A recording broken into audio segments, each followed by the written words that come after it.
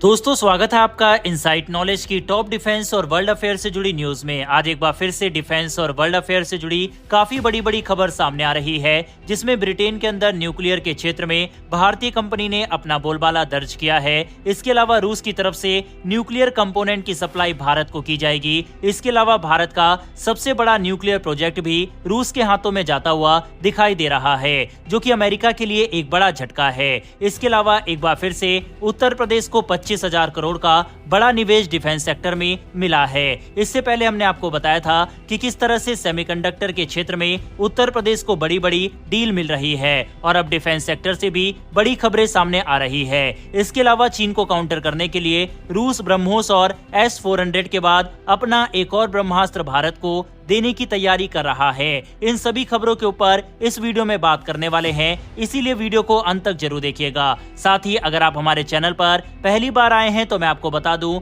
हम daily defence और world affair से जुड़ी 10 से 15 खबरें डेली आपके लिए लेकर आते हैं। इसीलिए अगर आपको फॉरेन पॉलिसी और डिफेंस में इंटरेस्ट है तो नीचे दिए गए सब्सक्राइब बटन को प्रेस कर बेल आइकन को दबा ले, जिससे हमारी डेली वीडियो आप तक सबसे पहले पहुंच सके। तो चलिए अब शुरू करते हैं इस वीडियो को। हमारी पहली खबर दोस्तों रूस से ही निकलकर सामने आ रही है, क्योंकि पीएम मोदी का रूस दौरा कंप्लीट हो चुका है और अब रूस से काफी इंटरेस्टिंग खबरें निकलकर आना स्टार्ट हो चुकी है। वहीं पर इस दौरे से एक बात और क्लियर होती है कि भारत की कूटनीति का मुकाबला कोई भी देश नहीं कर पाएगा, क्योंकि एक और जहां अमेरिका की तरफ से ये साफ शब्दों में कहा गया कि भारत ही वह देश है जो पुतिन को कन्विंस कर सकता है वॉर को रुकवाने के लिए। अब ये मैं अपने मन से नहीं कह रहा, बल्कि खुद अमेरिकी स्पोक पर्सन का ये बयान है। यानी कि जहां अमेरिका भारत की रूस से नजदीकी का फायदा उठाकर वॉर रुकवाने की बात कर रहा है, तो वहीं दूसरी तरफ भारत और चीन के खराब होते संबंधों को देखते हुए और जिस तरह से हाल ही में चीन ने एक और स्टेल्थ फाइटर जेट का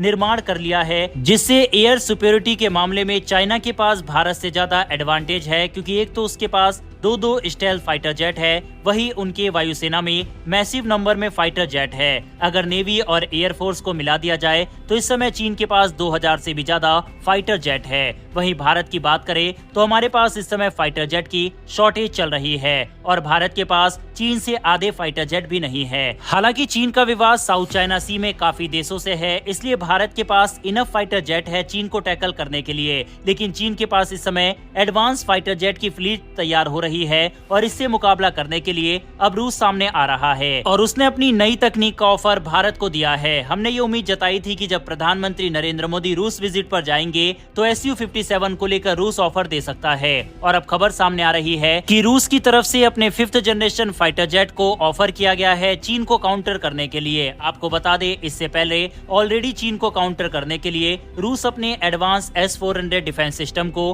भारत को दे चुका है। आप स्क्रीन पर आर्टिकल देख सकते हैं यूरेशियन टाइम्स का, जिसमें ये लिखा गया है कि पीएम मोदी और पुतिन के बीच में Su-57 को लेकर एक बार फिर से बातचीत की गई। वहीं इसके अलावा रूस की तरफ से ये भी दावा किया जा रहा है कि Su-57 में भारतीय वायुसेना की डिमांड के अकॉर्डिंग हमने काफी चेंज भी किए हैं, और जो बदलाव हमारे द्वारा किया गया है हम उम्मीद करते हैं कि भारत को वह पसंद आएगा। ये खबर भारत के लिए इसलिए इम्पोर्टेंट बन जाती है क्योंकि चीन ने J-20 की तैनाती बॉर्डर पर कर रखी है और लगातार इसकी फ्लीट को भी वह बढ़ा रहा है, और रिपोर्ट की माने तो 200 से ज्यादा J-20 फाइटर जेट इस समय चीन के पास है। वहीं चाइना का दूसरा स्टेल्थ फाइटर जेट J-31 में पाकिस्तान अपना इंटरेस्ट दिखा रहा है। लेकिन सवाल उठता है कि क्या भारत को इस फाइटर जेट के साथ जाना चाहिए या फिर नहीं, तो इसका जवाब बिल्कुल साफ भारत के द्वारा ही दिया गया है कि अगर भारत को 100% ट्रांसफर ऑफ टेक्नोलॉजी और IPR राइट्स वगैरह मिलते हैं तो भारत इस फाइटर जेट को कंसीडर करने के बारे में सोच सकता है। हालांकि भारत खुद भी 5th जनरेशन फाइटर जेट के ऊपर काम कर रहा है और फिलहाल हमारा राफेल फाइटर जेट चीन और पाकिस्तान दोनों का मुकाबला करने के लिए पूरी तरह तैयार है। इसीलिए चीनी फाइटर जेट से फिलहाल कोई खतरा भारत को नहीं है, क्योंकि चीनी फाइटर जेट कितने कैपेबल है इसके ऊपर सवालिया निशान कई एक्सपर्ट द्वारा लगाया गया है। बहरहाल आपकी इस पर क्या राय है? क्या भारत को रूस के फाइटर जेट को कंसीडर करना चाहिए या फिर हमें नहीं करना चाहिए? इस पर अपनी राय कमेंट बॉक्स में लिखकर बताइएगा। हालांकि मेरा मानना यह है कि भारत को MRFA टेंडर के तहत राफेल फाइटर जेट को चुनना चाहिए और अपने खुद के 5th जनरेशन फाइटर जेट के ऊपर काम करना चाहिए, क्योंकि हमें लगता है कि इंडियन एयरफोर्स को चीनी स्टेल्थ फाइटर जेट से फिलहाल कोई बहुत बड़ा खतरा नहीं होगा, क्योंकि J-20 जहां पर ऊंचाई वाले क्षेत्र में उड़ान भरने में सक्षम एयरक्राफ्ट नहीं माने जाते अपने हैवी वेट की वजह से, तो वहीं स्टेल्थ तकनीक पर भी काफी ज्यादा सवाल उठाए जाते हैं। बहरहाल रूस के ऑफर पर अपनी राय कमेंट बॉक्स में लिखकर बताइएगा। बढ़ते हमारी अगली खबर की तरफ। हमारी दोस्तों अगली खबर उत्तर प्रदेश से निकलकर सामने आ रही है, जिसको लगातार भारी निवेश मिल रहा है। उत्तर प्रदेश डिफेंस कॉरिडोर के तहत 25,000 करोड़ का निवेश उत्तर प्रदेश को मिलने जा रहा है। आपको बता दें कि उत्तर प्रदेश सरकार ने हाल ही में 25,000 करोड़ रुपए से अधिक के 150 से भी ज्यादा रक्षा उत्पादन सौदों पर हस्ताक्षर किए हैं। इसका मकसद भारत के रक्षा उत्पादन और निर्यात को बढ़ावा देना है। इन परियोजनाओं से राज्य के 6 जिलों में 40,000 नौकरियां पैदा होंगी। ये परियोजनाएं यूपी डिफेंस कॉरिडोर के तहत आती है, जो लखनऊ, कानपुर, झांसी, अलीगढ़, चित्रकूट और आगरा जिलों में फैला हुआ है। कानपुर में सबसे ज्यादा निवेश हुआ है और यहाँ हथियार, गोला बारूद, सैनिकों के कपड़े और अंतरिक्ष से जुड़े उपकरण बनाए जाएंगे। हाल ही में रक्षा मंत्री राजनाथ सिंह ने बताया कि भारत ने 2023-24 में रक्षा उत्पादन में सबसे ज्यादा बढ़त हासिल की है, जो पिछले साल से 16.8% ज्यादा है। रक्षा उत्पादन का मूल्य 1,26,887 करोड़ रुपए तक पहुंच गया है। रक्षा निर्यात में भी 32% की वृद्धि हुई है, जो 2023-24 में 21,083 करोड़ रुपए तक पहुंच गया है। यूपी का बड़ा MSME base make in UP पहल को आगे बढ़ाने में महत्वपूर्ण भूमिका निभा रहा है। आपको बता दें, इस समय यूपी में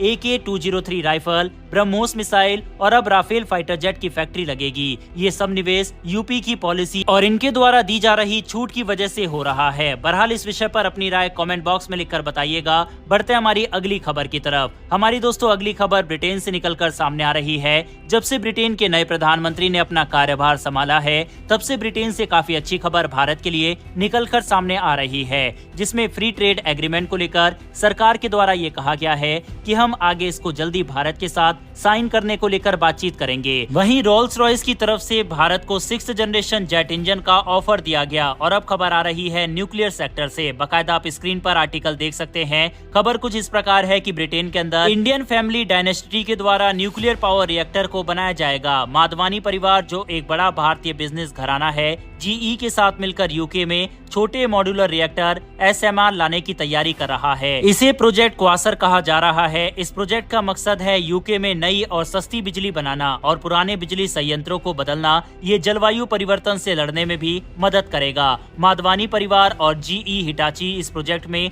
अरबों पाउंड का निवेश कर रहे हैं। ये खबर इसलिए बेहद खास है क्योंकि एक इंडियन फैमिली के द्वारा न्यूक्लियर पावर प्रोजेक्ट को बनाया जाना अपने आप में ही काफी बड़ी बात है। और माधवानी ग्रुप के द्वारा ये कहा गया है कि हम न सिर्फ एक बल्कि ब्रिटेन के अंदर कई ऐसे प्रोजेक्ट बनाएंगे, वहीं इसको एक्सपेंड करेंगे कई अलग अलग देश में भी। आपको बता दें कि दुनिया का लक्ष्य नेट जीरो एमिशन का है और इस तरह के न्यूक्लियर प्रोजेक्ट इस लक्ष्य को हासिल करने में काफी मदद करेंगे। और इसी से जुड़ी हमारी अगली खबर है, जो कि रूस से निकलकर सामने आ रही है। सबसे पहले आप अपने स्क्रीन पर बिजनेस टुडे का आर्टिकल देख सकते हैं। इसके अलावा मनी कंट्रोल का आर्टिकल भी आप अपने स्क्रीन पर देख सकते हैं, जिसमें लिखा हुआ है इंडिया और रूस 6 न्यूक्लियर पावर प्लांट को लेकर बातचीत कर रहे हैं। आपको बता दें, PM मोदी और रूसी राष्ट्रपति पुतिन की मुलाकात के बाद रूस न्यूज एजेंसी टेस की तरफ से 9 जुलाई को यह बताया गया है कि भारत उच्च शक्ति न्यूक्लियर पावर प्लांट और कम शक्ति वाले न्यूक्लियर पावर प्लांट के ऊपर चर्चा की है। वहीं कई इस तरह की क्लिप भी सामने आई, जहां पर रूसी राष्ट्रपति प्रधानमंत्री नरेंद्र मोदी को न्यूक्लियर पावर प्लांट के मॉडल वगैरह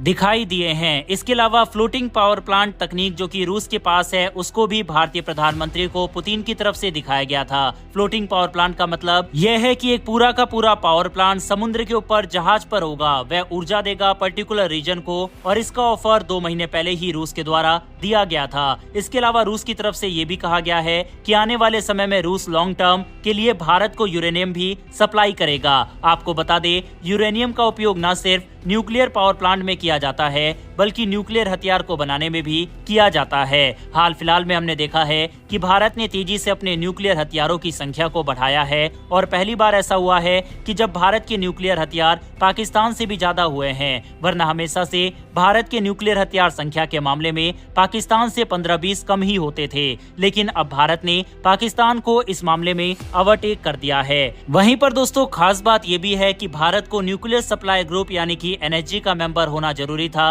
अगर भारत को यूरेनियम दूसरे देशों से भारी मात्रा में इंपोर्ट करना है। लेकिन अगर एक लॉन्ग टर्म डील रूस से साइन होगी तो भारत को इसकी भी जरूरत नहीं पड़ेगी। वहीं चाइना लगातार एनएसजी में भारत के लिए रुकावट पैदा करता आया है, लेकिन एक लॉन्ग टर्म डील रूस से साइन होने पर भारत को इसकी खास जरूरत नहीं पड़ेगी। हालांकि ऐसा नहीं है कि भारत इसकी मेंबरशिप का प्रयास करना बंद करेगा, लेकिन भारत की बड़ी जरूरत रूस जरूर पूरा करेगा, इसीलिए भारत को चिंता की जरूरत नहीं होगी। वैसे दोस्तों, जिस तरह की खबरें रूस से अब निकलकर सामने आ रही है, क्या आपको लगता है कि इस समय भारत अगर किसी देश से सबसे ज्यादा क्लोज है तो वह शायद रूस ही है, और भारत इजराइल फ्रांस से भी ज्यादा रूस के क्लोज है? आपको क्या लगता है, भारत का सबसे क्लोजेस्ट फ्रेंड इनमें से कौन सा है? कमेंट बॉक्स में अपनी राय लिखकर बताइएगा। फिलहाल इस वीडियो में इतना ही। अगर आपको ये इन्फॉर्मेशन और वीडियो पसंद आई हो तो वीडियो को लाइक करके हमारी आने वाली डेली ऐसी वीडियो के लिए चैनल को सब्सक्राइब कर बेल नोटिफिकेशन अवश्य दबा लें। फिर मिलेंगे ऐसी एक नई वीडियो के साथ। धन्यवाद।